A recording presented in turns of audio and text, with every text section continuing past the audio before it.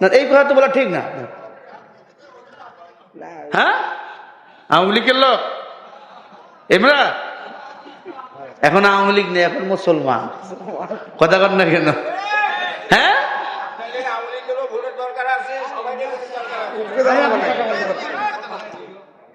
এখানে ভোট করার জন্য আসতেছেন, হঠাৎ করে বলে আবু জার গেফারি বলে যুবক মনে হয় আসবে না। উমর বলে আবু জার গেফারির কল্লাটা আলাদা করে দাও।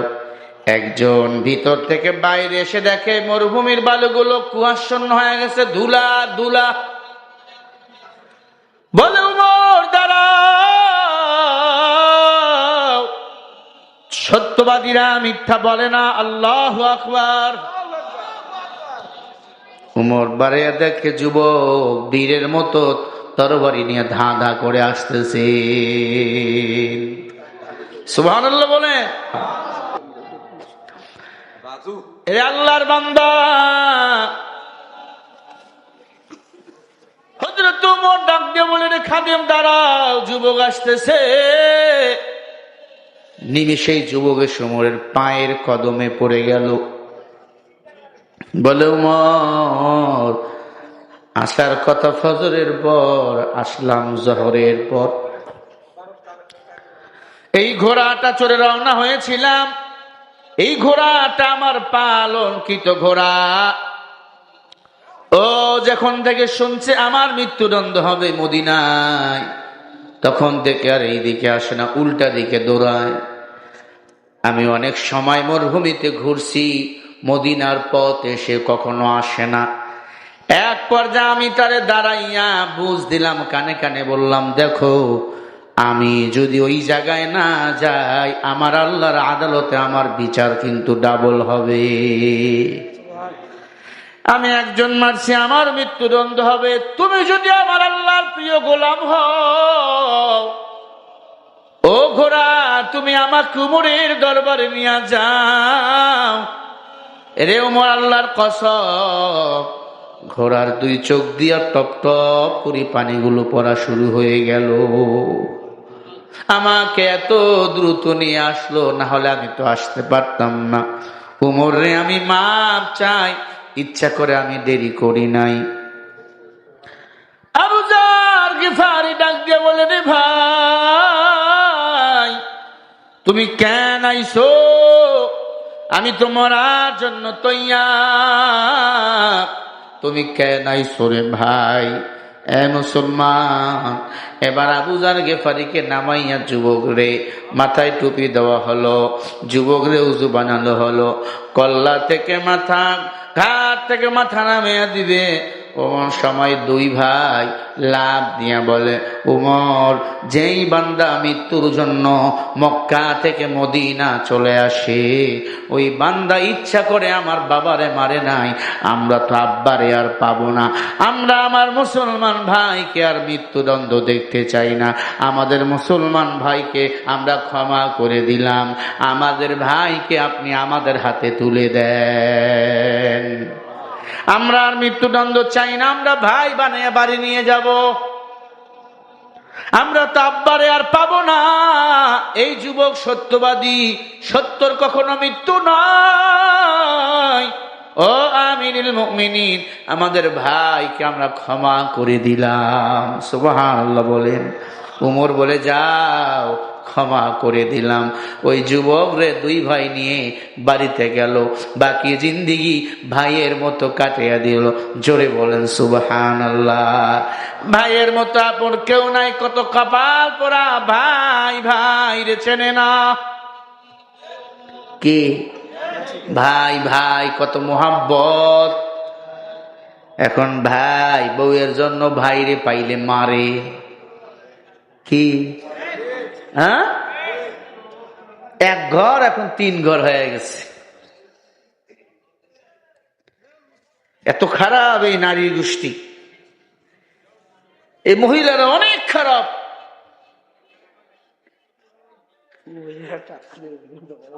আম্মা জানেরা আমার, সংসার নষ্ট করবেন না। অনেক মেয়ে তো আছে বিয়ে হলেই কয় আমি আলাদা খাবো, আলাদা খুব মজা। হ্যাঁ, আলাদা খাবে। সাবধান যুবক, মা বাবার পদ ধরে ছাড়িও না।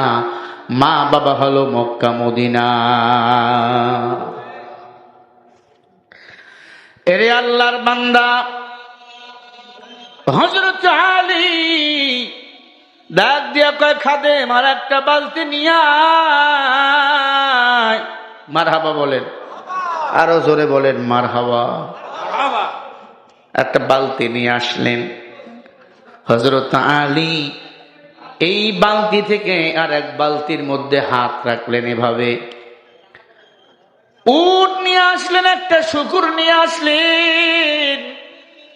একটা বালতির দিকে উটে দাঁড় করালেন, শুকুরকে দাঁড় করাইয়া হযরত আলী সূরা তাকাসুরের আয়াতটা পড়লেন, সুম্মা লাতুসআলুন্না ইয়াওমাইযিন আনিন নাঈম।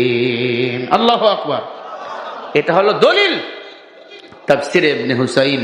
খেয়াল করেন, তাফসীরে হুসাইনের মধ্যে আসছেন হযরত আলী দলিল দেয়, ও আল্লাহ, আমি আলীর জীবদ্দশায় একটা নেয়ামতের যদিও অপব্যবহার হয়, আপনার কাছে আমি কি জবাব দেব? খানা নেয়ামত কিনা? হ্যাঁ, কত কপাল পোড়া, খায় আবার ছাড়ে। হুজুররা সেটে খাইলে কয় জীবনে জনমের মতো খায়।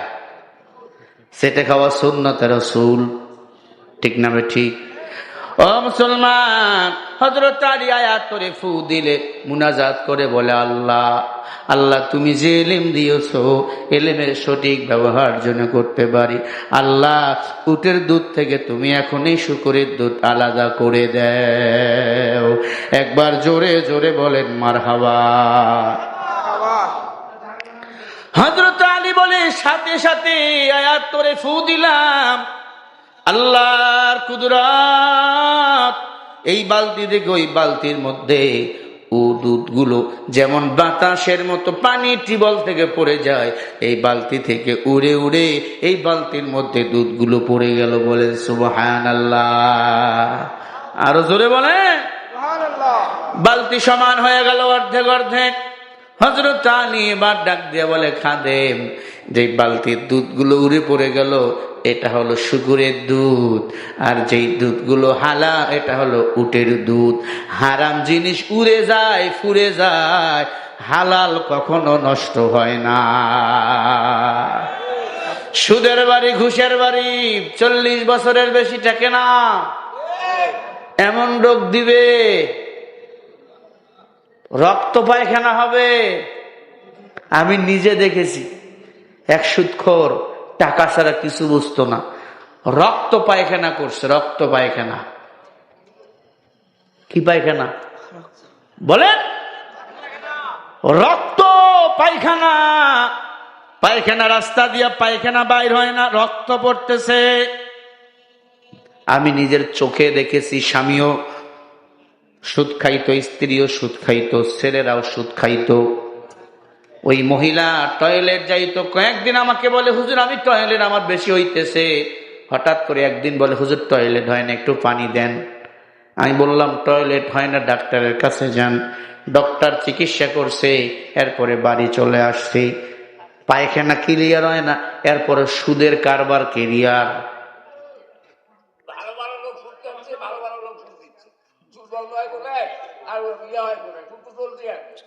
হ্যাঁ, আপনিও খান?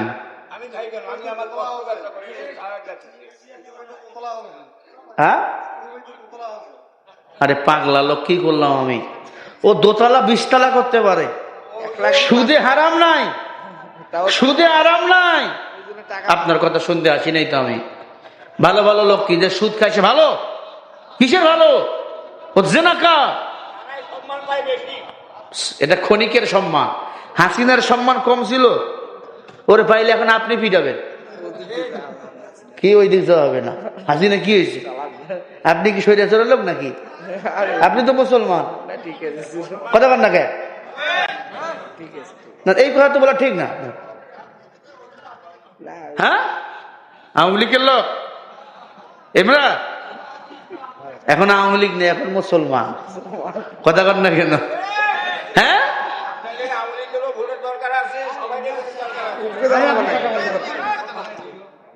এখানে ভোট করার জন্য আমি আসি নাই, ইসলামী জীবন ব্যবস্থা আমি চেয়েছি।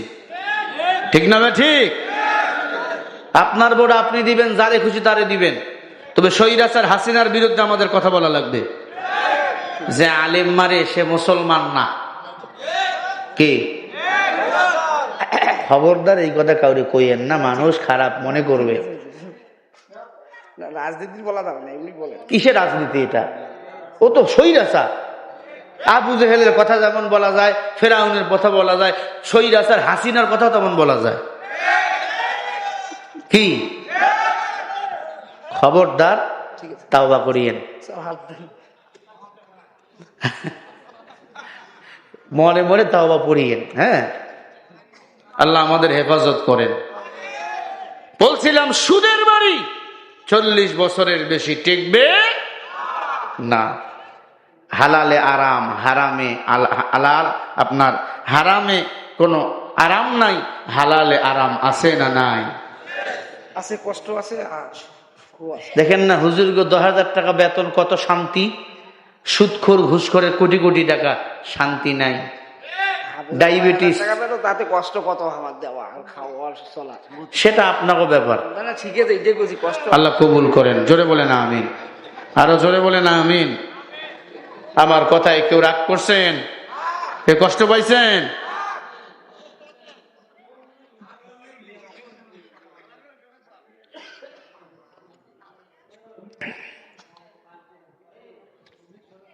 আমার ভাইয়েরা, হযরত আলী উটের দুধ থেকে শুকরের দুধ আলাদা করলেন কি দিয়ে? কথা কয় না। সূরা তাকাসুরের 8 নম্বর আয়াত।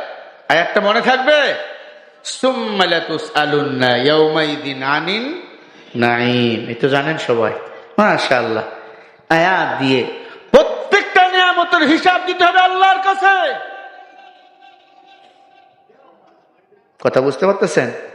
এই যে দিবেন, এটা নিয়ামত, এটা আমানত। যাকে দিবেন বুঝে শুনে দিবেন, আপনারটা আপনি দিবেন। আমি বলবো না কাউরে দেন, তবে ইসলামের ক্ষতি যেন না হয় এমন কাউরে দিবেন না। আল্লাহ কবুল করেন।